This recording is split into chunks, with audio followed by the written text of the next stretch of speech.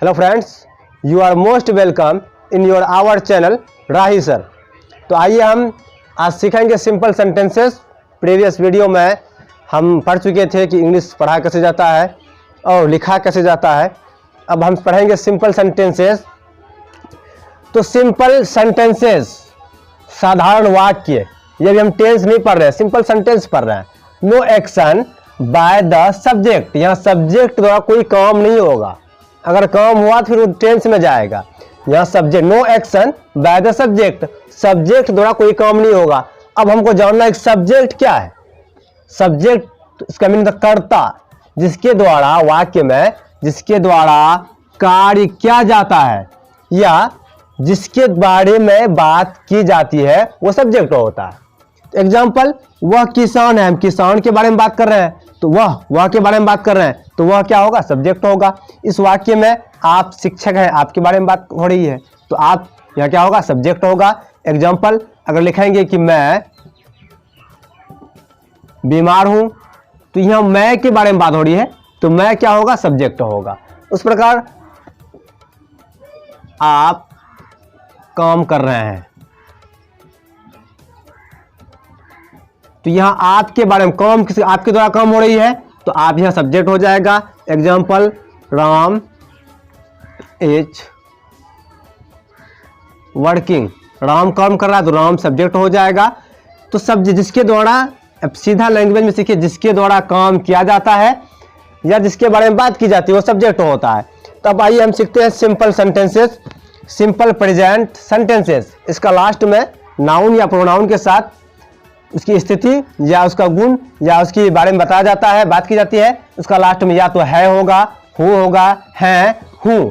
तो यहाँ जो यूज होगा सिंपल प्रेजेंट सेंटेंसेस में, तो use of H M R, use of H M R auxiliary verb के रूप में जो यूज होगा या तो एच या एम या आर। तो आइए हम देखेंगे सबसे पहले कि किसके साथ इज, किसके साथ आर और किसके साथ एम। तो सबसे पहले सीखिए कि आई के साथ, आई मीन से होता है मैं, इसके साथ जो यूज होगा एम, आई के साथ हमेशा एम आएगा। दूसरा ही, सी, ही मीन से होता है वह, सी मीन से भी होता है वह, दिस, दैट या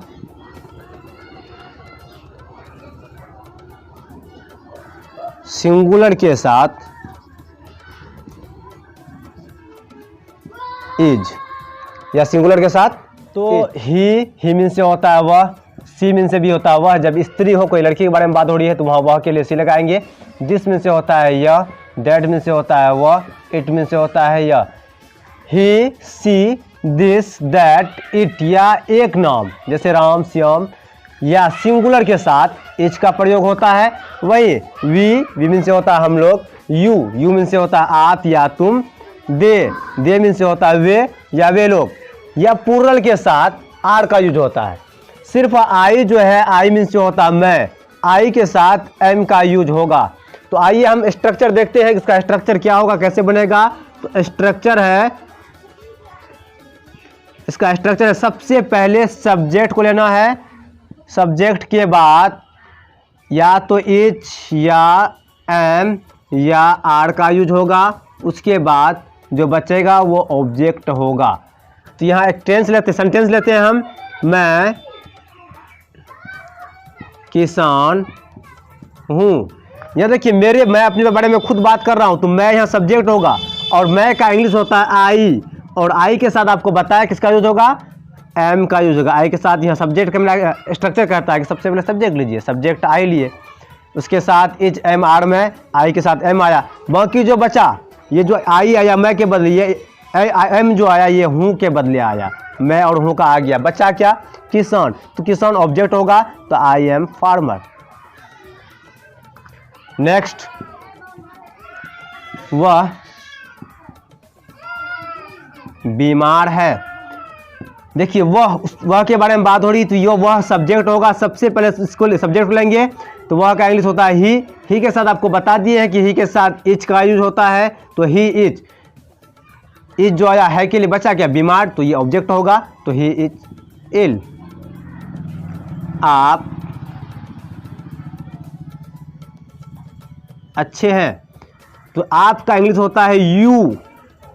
यू के साथ आपको बता चुके हैं कि यू के साथ आर का जो होगा, तो यू आर अच्छे। अच्छे का इंग्लिश होता है गुड। अच्छे जो है आपका ऑब्जेक्ट है, यू आर। तो आइए और कुछ वाक्य लेते हैं, जैसे राम डॉक्टर है। तो यहाँ राम जो है सब्जेक्ट होगा, क्योंकि राम के बारे में बात हो रही है, तो सबसे पहले सब्जेक्ट लेंगे, तो राम को राम ही लिखेंगे। ये एक नेम है, नेम के साथ आपको बताए थे कि इज का प्रयोग होगा, राम इज, और बच्चा क्या, डॉक्टर, डॉक्टर ऑब्जेक्ट है, तो राम इज डॉक्टर। सीता सुंदर है, तो सीता एक सब्जेक्ट है, तो सबसे पहले सीता को लेंगे, सीता, और इसके साथ जो नेम है, नेम के साथ ये जाएगा सीता इज। अब बचा क्या, सुंदर, या ऑब्जेक्ट है, तो सीता इज ब्यूटीफुल। अब आइए इसका नेगेटिव देखते हैं कि इसका नेगेटिव कैसे बना है। तो नेगेटिव का जो स्ट्रक्चर होगा, नेगेटिव को नकारात्मक बोलते हैं, नकारात्मक। इसका जो स्ट्रक्चर होगा, इसका स्ट्रक्चर होगा, सबसे पहले हम सब्जेक्ट को लेंगे, सब्जेक्ट के बाद या तो इज या एम या आर, उसके बाद नेगेटिव है तो नोट आएगा, और ऑब्जेक्ट, फुल स्टॉप। मैं किसान नहीं हूँ। यह सब्जेक्ट जो है मैं है, मैं का इंग्लिश होता है आई के साथ आता है एम। मेरा स्ट्रक्चर भी कहता है कि सब्जेक्ट के बाद इज एम आर लेना है, तो एम लिए। उसके बाद अगर नेगेटिव है तो नोट लेंगे, तो आई एम नॉट, बचा क्या, किसान। किसान आपका ऑब्जेक्ट है, आई एम नॉट फार्मर।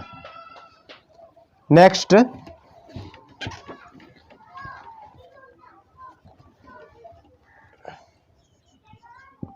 वह पागल नहीं है।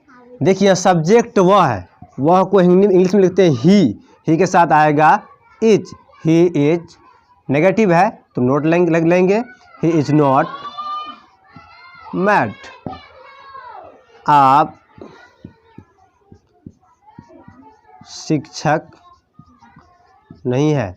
यहाँ देखिए सब्जेक्ट है आप को हम लिखते हैं इंग्लिश में यू के साथ आता है आर, यू आर।